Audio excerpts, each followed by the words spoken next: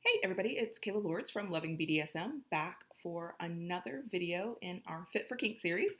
This week we're talking about small progress and small goals and why that's okay. First, before we get started, if you enjoy this series, if you want to know more about getting fit for your kink, if you are a kinkster who is constantly learning about BDSM and DS, make sure you subscribe to the channel and then hit that little bell so you get a notification every time a new video comes out. The Fit for Kink series will be a weekly series, I think, and the videos should come out on Saturdays. I think they usually should. They should. I'm making a promise to myself that they will. Okay, so all that out of the way. Subscribe, notify. Ta-da, we're done. Okay, so small goals, small progress. So let me give you a little bit of behind the scenes kind of stuff. I now weigh myself every single Monday. Now, I used to hardly weigh at all because up until a couple of years ago, I obsessively stepped on the scale nearly every day, and a fluctuation in the wrong direction could make me depressed, and a fluctuation in the right direction could make me feel great, and then think, oh, I'm on the right track, I can do whatever I want, and then we fluctuate into the wrong direction again.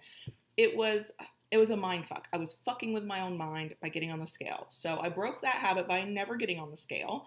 And what happens is then I don't know what's going on and I'm not monitoring anything except that my pants don't fit. So when I first started intermittent fasting and keto, I told myself I would weigh once a month. That seemed fine. And for the first month or so, that was okay because I was getting this itch, like I really kind of want to get on the scale.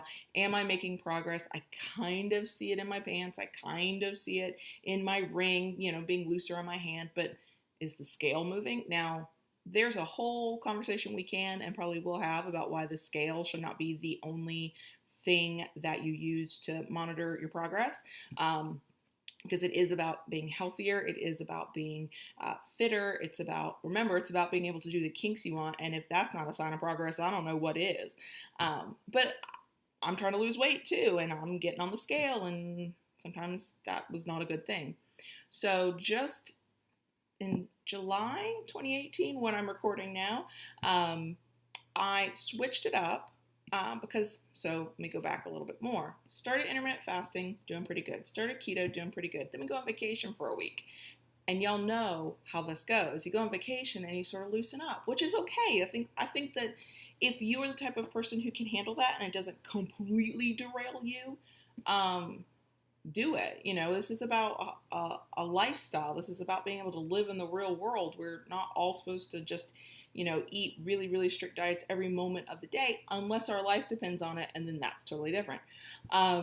So I went a little bit off the rails. I had 2 days where I wouldn't have called anything I ate healthy or ketogenic. And I didn't regret it, but what it meant was I came back and I knew I was retaining water. I knew I was up in weight. I knew I wasn't anywhere near where I'd been before I went on vacation. And has anybody else ever had that feeling of a little bit goes wrong and then you kind of feel like everything's out of control? Like, you went off the rails a little bit, but now it's hard to figure out what's right, what's wrong. You just sort of, sometimes I'll have this moment where I go, fuck it, I'll just do whatever. And I know that's not the right thing. And I know that won't get me to my goals. So get back from vacation and I am up 6 pounds. Now, a lot of that was water retention. It wasn't actual fat or anything like that. But it was hard. It was hard being on the scale. I didn't like the scale that day. I didn't like myself very much that day, which that's not about the number. That's about my relationship to the scale. But I knew something had to change. So that was mid-June. And I'm like, okay, I've got to get back on track. I've got to get back on track.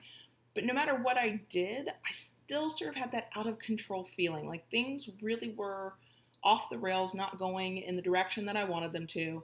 And I needed to do something. So first week of July, I'd weighed myself for the 1st of July because I had said at the time, I'm going to do once a month. And I was back down a little bit from that initial post-vacation weigh-in, which was not pleasant. So I felt good. I knew I was back on the right track, but I still things didn't feel right.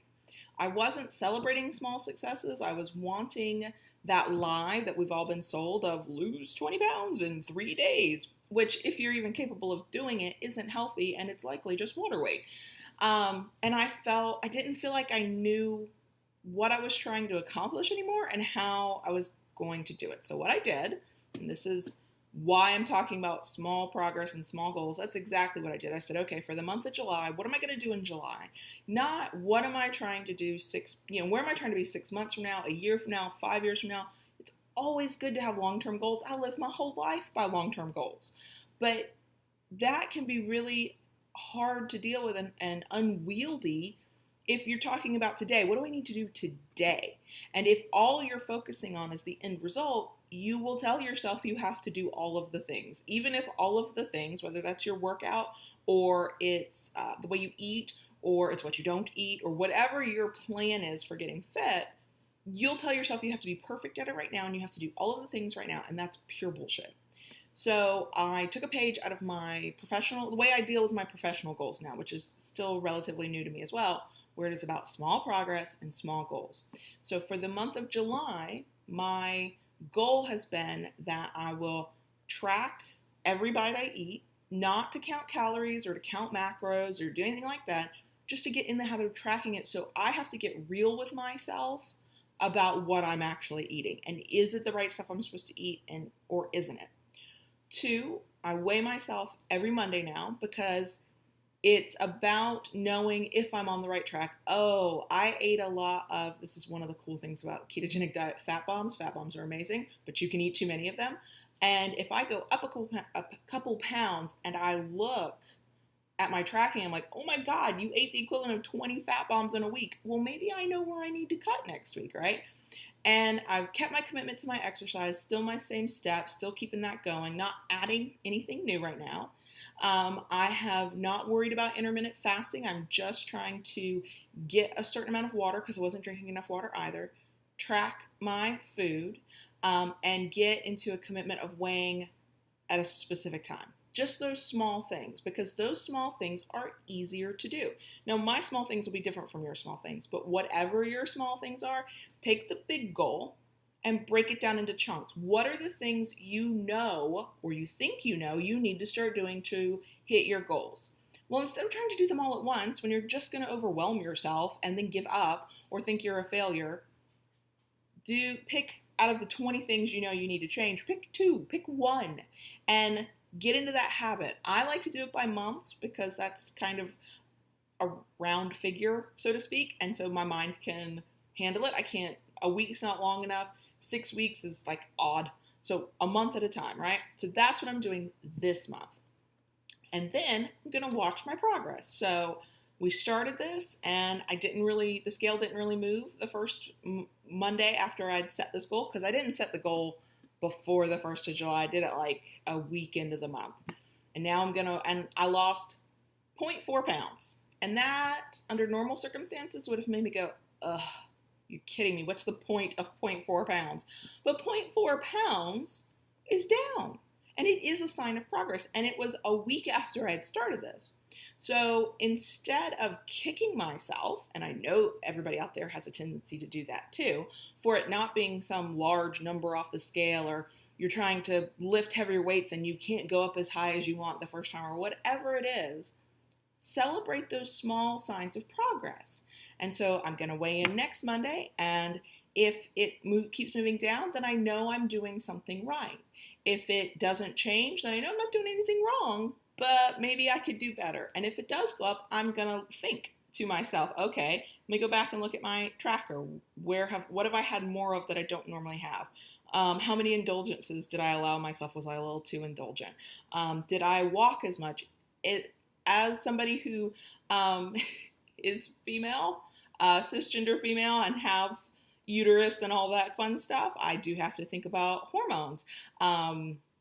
I am on a birth control that I don't get my period. Thank God, I love that. But my hormones still impact me all the time. So I do have to have that moment of, oh, if I wasn't on this IUD, would I be on my period right now? Oh, I probably would. And that can affect my weight and water retention and everything else. So I look at that moment in time, and all I'm looking for is the trend line. Is the trend line going down, or at least staying steady? And if it is, then I'm good. And I'm going to keep with this specific goal. And then what's going to happen right before August starts, probably the last day of the month, I'm going to look at what I did for July, and I'm going to say, okay, was the scale moving? Have I decreased inches? Because the scale isn't the only way to measure your progress, right? You can get the tape measure out and measure your waist, measure your legs, measure around your arms. That's another way to keep track of your progress. And for some people, that can be better for your mental health to do it that way. So I'm going to look at my progress over time, and I'm going to say, okay, what did I do? Did I stick to the way I said I was going to eat? Did I stick to my fitness goals? Okay, yeah, I did.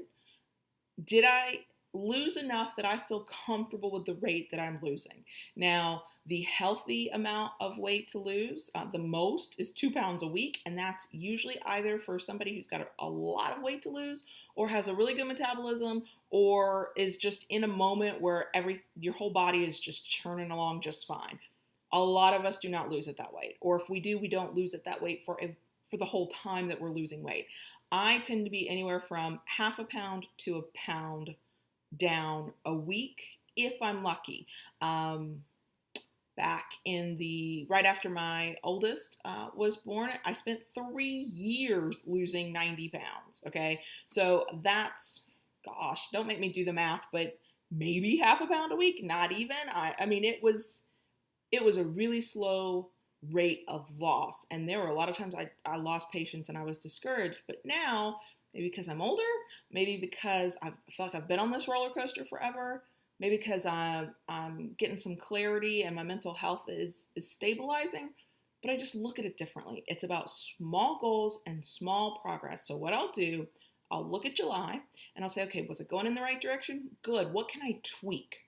What one new thing, maybe two, I'll probably do one because I want to try and measure if things are actually helping or not. But what one small thing can I add to this, right? Look at your list of all the things you know you need to do to get to your goal, right? Take one of those things and add that into the mix. And then I'm going to watch the trend line over the month. Every Monday when I weigh in, I'm going to say, okay, is it generally moving in the right direction? If it is, this is not about by how much, y'all. This is not whether it's 10 pounds or 20 pounds or 5 pounds or 2 pounds. If the trend line is moving in the right direction, then I'm on the right track. I am not and never have been a person who loses weight fast. If I lose weight fast, I am sick. And the moment I stop being sick, I gain it all back. I just don't lose weight fast. I never have. I probably can't think of the term I've heard used, but metabolically challenged, I think, is a term I've heard used, where my metabolism is slower. I don't have metabolic syndrome based on the symptoms that I have heard of for metabolic syndrome. I'll find a good link for it and link down below if you've not heard of that one. I don't have that as far as I can tell, but it takes a long time for me to lose weight. It doesn't matter what I do. It always takes a long time. So I just know, and knowing that, why would I beat myself up over something that is just a fact for me? I can't change that. And if I do try to change that, I make myself sick. That's not healthy, and I'm not going to get in nearly as much kink as I want if I'm sick. So we're going to go slow.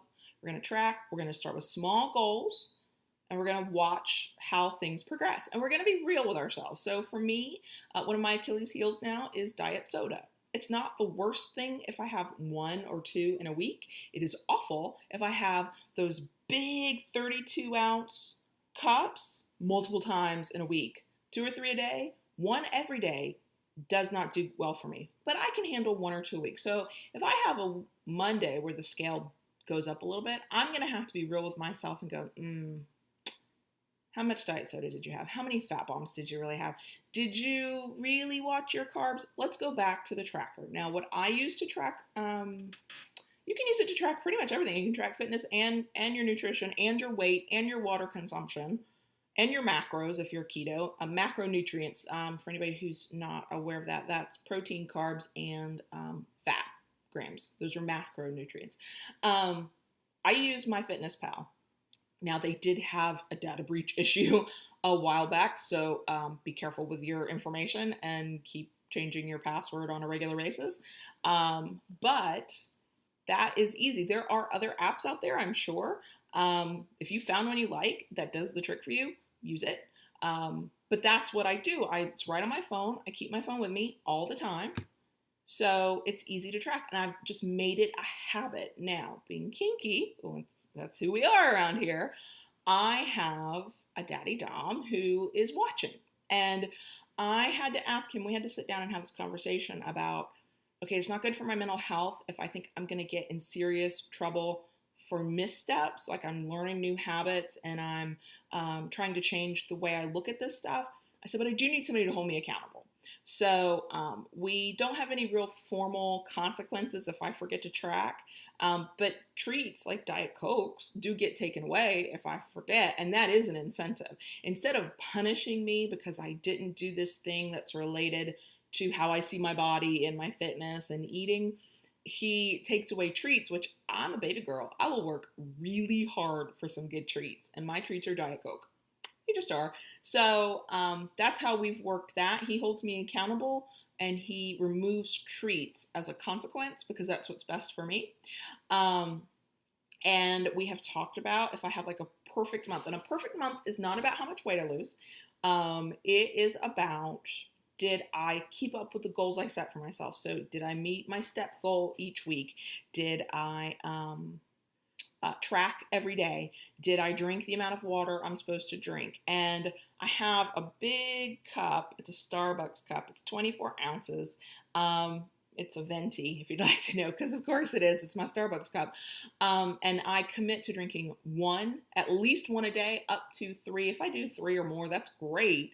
But just doing 1 a day is better than not doing any at all. You know, I'm not trying to hit a specific amount of ounces of water. I'm trying to make sure that I'm not thirsty. So I have to make sure I hit my water goal, and I have to, if I'm saying I'm doing keto, I gotta stay keto. I gotta keep my carbs low. So those are the things. And if I have a perfect month in the sense that I did those things that I said I would do, then I'm supposed to get a prize. And if I get a prize, anybody who knows John Brownstone online, feel free to let them know that, I'm supposed to get a prize and you really want me to get a prize, because I really want to get a prize. But if I get a prize, I'm going to talk about it after I get the prize. I'm going to show y'all my prize for maintaining the goals I set for myself. But yeah, at the end of the month, at the end of whatever your time period is, look at your progress. And if your progress is moving in the direction you want it to be, whether it's building muscle or losing weight or losing inches, whatever your measurement is, then tweak it a little bit. What will you do for that next time period? Whether it's 6 weeks or it's a month or it's a quarter or however you do it. I wouldn't do anything less than a month personally, because it takes so long for something to become a habit. And even then, a month technically isn't quite long enough, but a month is easier to sort of deal with than saying like 90 days or whatever. So add something into the mix and then track your progress. And if you continue to move in the right direction, progress is progress, y'all. And doing small things over time, they all add up. So you start with 1, then you add 2, then the next month or 2 months later, you add a 3rd thing. And in a year, you're doing it all, everything you wanted to do to get your weight loss goals or your fitness goals or your whatever goals. And you're there before you know it. And when you're at the beginning and when you're in the middle of it, it feels like it takes for freaking ever. And it's when you get towards the end of it, you're like, oh, well, that wasn't so long. What the hell was I complaining about? So step by step, inch by inch, ounce by ounce, 0.4 ounces. Y'all, I couldn't even call it half a pound. It's like fish stories, though. I totally rounded up and I was calling it half a pound. I lost half a pound, 0.4. I don't care, half a pound. We rounded up. So that's it for this week. As always, I went longer than I intended because that's what I do. But that I wanted to make sure I passed on to you. It doesn't always work for everybody. And sometimes even small things can feel impossible. If that's the case, then do something even smaller. One small positive change is still you moving in the right direction. And ultimately, that's all we want. We want you to be fit for your kink, whatever your kink is, whatever fitness looks like to you. And you don't have to do it alone. And you don't have to label yourself a failure or a quitter or a whatever just because you're not experiencing those drastic weight losses like you see on TV or online or wherever. Most of it's not realistic. It's just not, y'all. So that's how I'm going to do it. Step by step, day by day, inch by inch, ounce by ounce, until we get there. And all I care about is, am I moving in the right direction? Down point 2, that's fine. Do we stabilize for a while and hit a plateau? Okay, let's look at it. What can we do? As long as I'm going in the general right direction, then it's progress and it all counts. And so that's what I got for you this week for Fit for Kink. Again, if you actually are finding this useful or entertaining, because I'm a rambler and I'm an eye roller and sometimes I'm fun, make sure you subscribe below, hit that little bell. If you really love what we do, feel free to join us on Patreon, where we show a lot of behind the scenes stuff and you get to get first peeks at new products and new concepts and all kinds of stuff that John Brownstone and I do for Loving BDSM and all the other sites we run, like the Wood Dom. That's not kinky, y'all. It's an e-commerce store, but I named it. He let me name it, and I named it the Wood Dom. KaylaLords.com, Masturbation Monday, the Smut Lancer. We do a lot of stuff. So join us on Patreon. That link's below too. But if nothing else, if you just subscribe, that'd be great. And then you can get notification and watch every week, and we can all get fit together. Okay, that's it. Thanks. Bye.